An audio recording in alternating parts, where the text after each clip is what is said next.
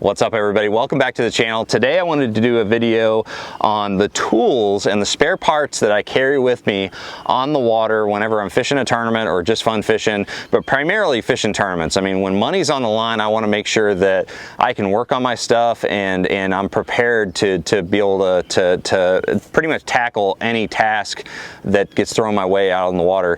Of course, I'm not going to be able to do everything, but the things that I can do, I want to make sure I'm prepared for. And a lot of people, a lot of my friends on tour consider me kind of their backup plan to the great service guys that we've got on the tour. You know, if you have a problem on the water, a lot of times I've got the solution for it if it's a simple task. So but anyways, I want to kind of walk through my whole system here. It's a lot of tools, a lot of spare parts. I run a little bit heavier than most guys, but I think that the benefits far outweigh the negatives when it comes to carrying all this equipment. So all right, so the first thing I have is this tray here. This tray sits in the bilge behind or above my batteries, and it's got some important tools in there. One thing I want to mention is two of the spare parts that I always keep with me, or one of them that I always keep with me, and one I'll take in and out as necessary, is a spare prop and hub kit. I always carry a spare prop and hub kit. No matter where I'm going, I'm always going to have that with me. It's so important. It's a big mistake I see a lot of tournament anglers make, is not having a spare prop. It's so easy to have a spare prop, and you know, if you have a problem with a prop, you throw an ear on a prop once, I promise you'll never go without a spare prop. So always a good idea to have a spare prop. I also carry a spare trolling motor with me. I'll occasionally carry a motor guide tour with me in one of the rod lockers if I'm making an extremely long run, especially in rough water.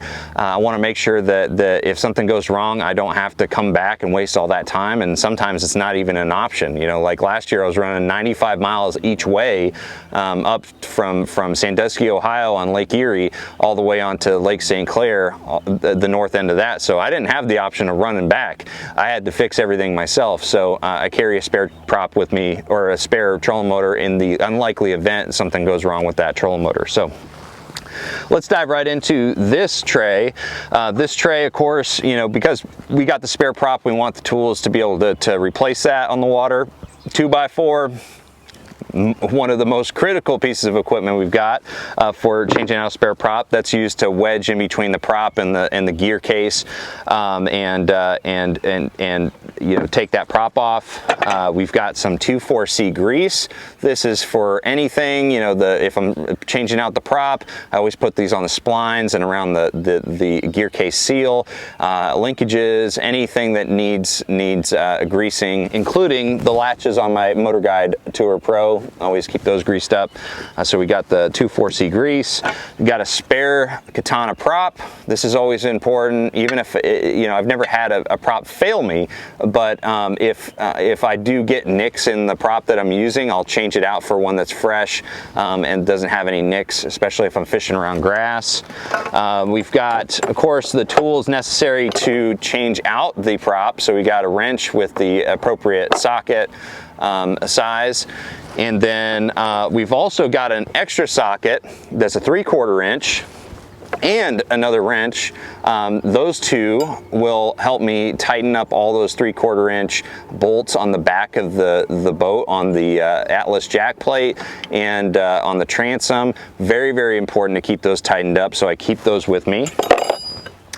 We've also got a flathead screwdriver. Flathead screwdriver is really good. You know, if I'm off the water doing some maintenance, I use this, of course, to take the drain plugs and the fill plug out of the lower unit to change out the gear case fluid, which you can watch that video that I did on changing out the gear case fluid if you want to do it yourself. It's super easy, but this flathead screwdriver is good for that, and it's also good for loosening the emergency in the backup relief valve on the trim system on the Mercury.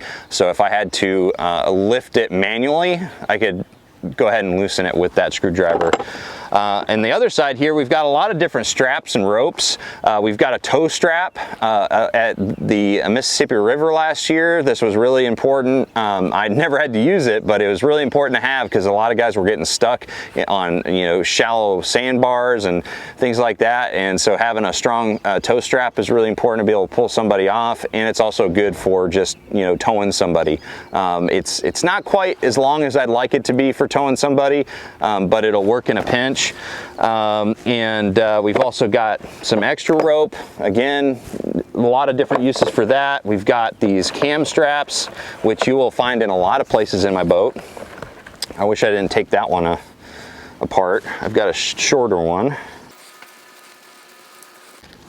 All right, so this one right here, got a cam strap. So cam straps are the type that have those little teeth on this button here. You put the strap in there and then you pull it tight, hand tight. It's not the ratchet kind. Ratchet kinds can really over tighten, so I don't really carry those with me, but I use these cam straps a lot, especially if I need to shore up electronics, the troll motor, power poles, whatever I need to shore up on the water. If I'm really running rough water and something gets loose and has a lot of play in it, I use cam straps a lot, and you're going to see some of those just strewn about my whole system here. We've got mooring ropes. We've got extra hardware. So we've got extra bolts, fasteners. We've got extra prop nuts, washers, all that stuff. I've got 2 extra bolts that I carry with me in case I shear one off on the jack plate. I think that's really important to carry some spare bolts with you. You know, if you're fishing the Great Lakes or something like that, it's super helpful to be able to replace one of those in a pinch. And of course we got a third hub kit. I've got 1 hub kit already in the spare prop, and then I got a spare one just in case. Again, some people think this is overkill, man, but I don't think it's overkill. I want to be prepared. And then let's move on to these tackle boxes right here.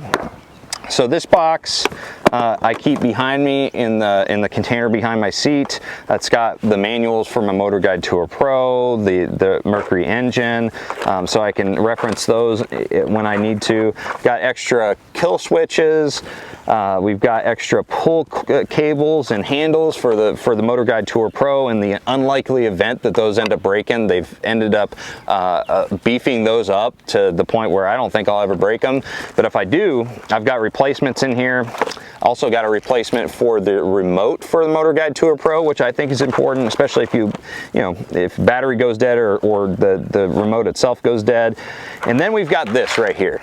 I don't think enough people carry the appropriate fuses for all of your electronics and everything on the water, but I've got them. I've got this big kit right here. It's a little bit expensive. It's like $50 for this entire kit, but you can get them for cheaper if you just go to automotive store or something like that. But I've got all the fuses that I need, and I've got even some big ones for like the engine. So we've got all that stuff in this box. I go to this box quite a bit, you know, for some of the odds and ends things that need to be replaced, like those troll motor cables and stuff like that. And then I've also got another box that sits in the same spot that's got a bunch of other spare parts. We've got extra bolts, nuts, washers. We've got extra, you know, those vent plugs for the vent system on the Fury props.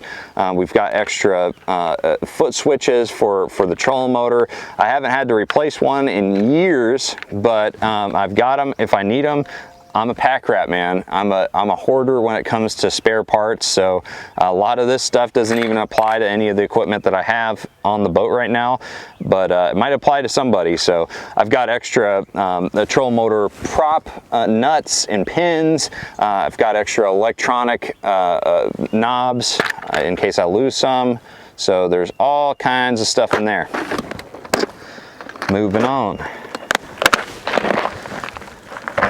All right, And we've also got this box right here. This is an important box, and I keep this kind of quick draw in the same place that I keep these two waterproof boxes. This one right here is just a set of screwdriver bits and drivers. Unfortunately, this is a Mac tool set, which if you've ever bought Mac, you know that it's expensive as all get out. And I lost my awesome driver that came with this kit, so now I got this cheapo Walmart one in there, which does the trick, but man, I miss my Mac driver. But this has all the screwdriver heads that I could possibly need to fix anything on this boat. All right, now we've got the big box. This big yellow box right here. This is a waterproof, Pelican style box. I buy it from Harbor Freight. They're really cheap.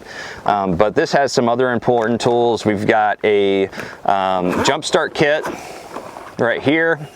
It also can charge things. It's got USB chargers on it, but it jump starts. Very unlikely I'll ever have to use it on the boat for myself, because I've got the power pole charge system that also has a jump start system. I've got 2 Group 31 AGM batteries and 3 Battleborn lithium batteries. So I don't think I'll ever have to jump myself, but I've already had to jump a buddy with this kit, and I also use it for my truck. So I think everybody needs to carry, regardless of the charging system that you've got, even if you have the power pole charge. I think it's really important to have one of these, at least for other people on the water. Help them out. Do them a favor, they'll do you a favor. And also in this box, we've got duct tape. Every redneck's got to have his duct tape. Not saying I'm much of a redneck, but man, I prepare like one. We've also got a lot of zip ties here. We got some WD-40. I guess I might be a little bit redneck. We've got some WD-40 silicone spray. Helps for various jobs, but also helps with frozen guides, so to de-ice those guides. So that's one thing I carry with me. Electrical tape. We got a voltmeter if we need to test things. And we've also got this right here. This I think is important. I haven't had to use it yet, but this right here is an epoxy stick, so it cures on really fast within 5 minutes on fiberglass, metal, plastic. So if something breaks and I need to kind of mend it, or I've got like a hole in the fiberglass and I don't want it to get bigger out there on the water, I'll go ahead and patch it just to be able to get it back to the ramp. So I haven't had to use it, knock on wood. We don't have any wood in this boat, but oh, we do, 2x4. Knock on wood, haven't had to use this, but I keep it with me anyways. And then of course we got the big toolkit. Big heavy toolkit that probably brings us down about a half mile an hour, but is very, very worth it. So that's got everything else we need that the other tools won't handle. So a set of drivers and all kinds of stuff. But that is my big toolkit. Put this back together. All right, guys, so that is it. That is my tool system and spare part system that I keep with me on the water. I always learn how to fix and repair new things every single year, so this system will grow. But overall, I think it's super important to be able to fix your own stuff and to stay out there on the water and not have to come back to the ramp. All right, so I want to hear what you guys bring on the water, so comment below to share your tools and spare parts that you bring with you to stay self-reliant out there, either in tournaments or fun fishing. And yeah, make sure you like, share, subscribe, and I'm going to see you guys out on the water. Take care, guys.